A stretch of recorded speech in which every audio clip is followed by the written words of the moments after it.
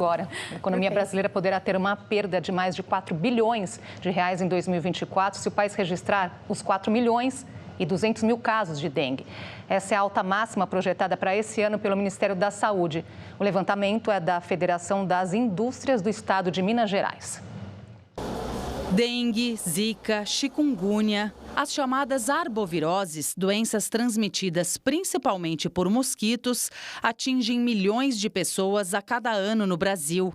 Não bastassem os danos à saúde, os prejuízos podem afetar também a economia do país. De acordo com o relatório da Federação das Indústrias do Estado de Minas Gerais, considerando a máxima de casos de dengue previstos em 2024 no Brasil, de 4 milhões e 200 mil, as perdas na economia podem chegar a quase 4 bilhões e meio de reais. O levantamento leva em consideração gastos médicos e afastamento do trabalho. É o efeito custo, que basicamente seriam os custos com medicação, exames, tratamento, por aí vai. Geralmente esse custo ele é facilmente percebido pela população, pelas autoridades públicas, porém tem um segundo efeito que muitas vezes ele não é percebido, que é o efeito sobre a produtividade.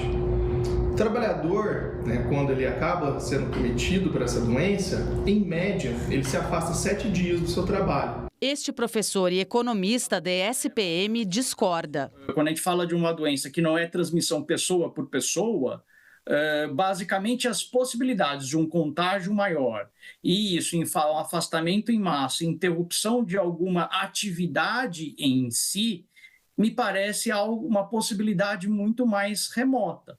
Uma pesquisa científica publicada no Brazilian Journal of Development em 2020 avaliou o impacto financeiro causado por doenças transmitidas pelo mosquito da dengue em 2016 no Brasil. Naquele ano, o país registrou quase 1,5 milhão de casos de dengue e acarretou gastos aos cofres públicos de mais de 2 bilhões de reais com dengue, chikungunya e zika.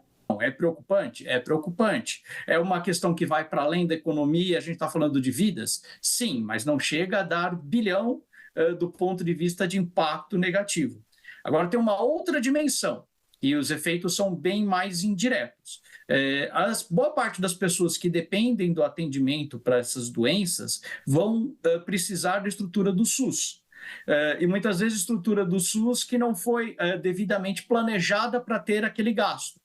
Então, estamos falando de mais gasto público.